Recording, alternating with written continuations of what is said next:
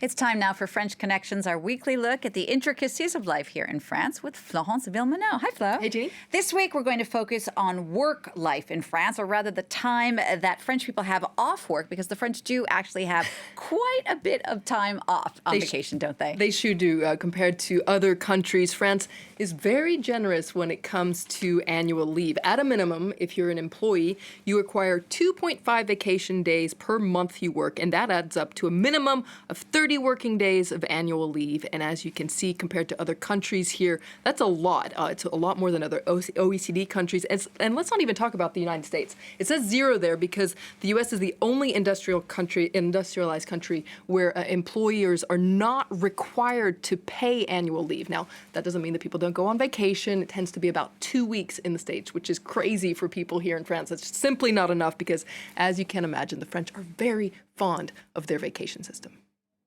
On a toujours besoin d'avoir plus de congés. Ça suffit pas, 5 semaines par an, c'est peu. Les congés sont là pour effectivement évacuer. Il les faut, ils sont nécessaires.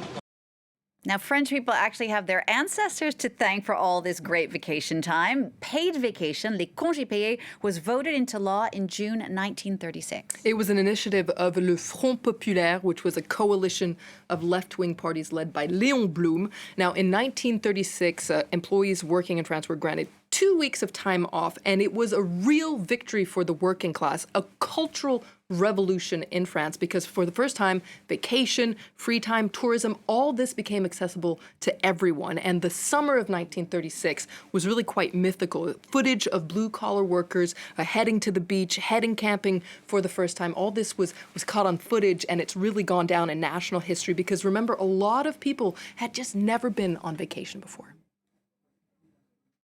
Parce qu'auparavant, avant l'été 36, il n'y avait pas de vacances en fait. Ah non, il n'y avait pas de vacances. Vous travailliez toute l'année. On travaillait toute l'année. Du point de vue santé, vous avez l'impression que ça a changé quoi que ce oui, soit? oui, parce que moi, quand j'étais jeune fille, j'étais plutôt anémique. Et bien, du jour qu'on a les vacances, quand même, on reprend un peu de poil de la bête. Now, in the 1950s, it went up to 3 weeks, 4 weeks in the 1960s, and then ultimately 5 weeks in the 1980s. So French people get a minimum of 30 days off. And then in addition, there are extra days off as well. That's right, because France is known for its 35-hour working week. But the truth is, a lot of people work more than 35 hours a week. Still, 35 hours is the legal limit. So any time extra that you work, well, you either get paid time off or you get something that's called an RTT. It's our acronym du jour, Réduction du temps de travail. It's kind of like an extra vacation day. And on top of all that, there are bank holidays. In fact, a lot of foreigners who work here in France, sometimes they say they just have too much time off. In France, there are 11 public holidays per year. And before you say that the French are lazy, that is actually the European average. Some countries get more, like Finland has 15. But you can see here the French bank holidays from New Year's Day, Easter Monday, etc., all the way down to Christmas. So these 11 days can fall at a different day of the year, depending on the year. And depending on how the cookie crumbles, some years these public holidays can fall smack dab in the middle of a working week, and that is a jackpot. And it leads us to our word du jour, which is a very important concept in France. It's a pont. Now, a pont literally is a bridge, because if a public holiday falls, say, a Tuesday, Wednesday, or Thursday, then you can do something called faire le pont, to build a bridge. And to build a bridge, what you have to do is take the day off between the public holiday and the weekend, and you stretch it out into a long weekend. And this is wonderful for employees, but it can be a real headache for business owners when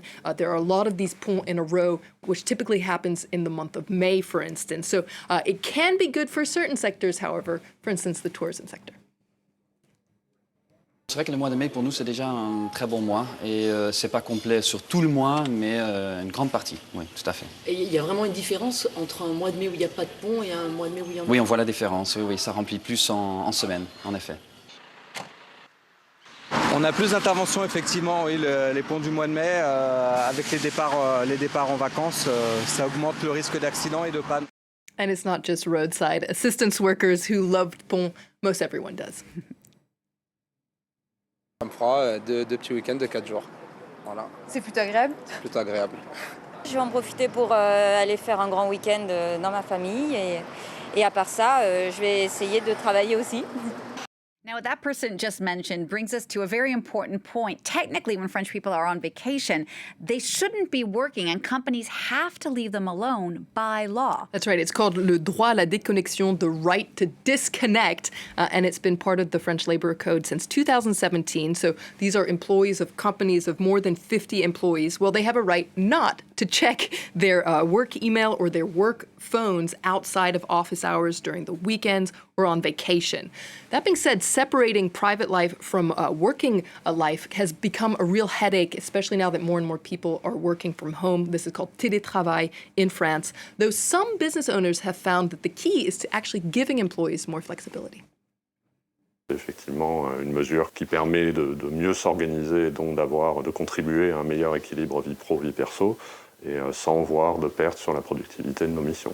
So speaking about productivity, this is a question that comes up a lot. With so much time off, how does anyone get any work done? Well, shocking as it may be, productivity in France is actually quite high. If you look at labor productivity, so that is the value of goods and services produced per hour per worker, well, France is on par with a lot of other EU countries and even not that far from the United States, because after all, a well-rested worker is a more productive worker. Absolutely. Flo, thank you so much for that look at all of the holiday time we have here in France. Don't forget, if you have your own questions about France or the French, you can always reach out to Flo at Flo Villeminot or on social media, or be sure to check out the webpage.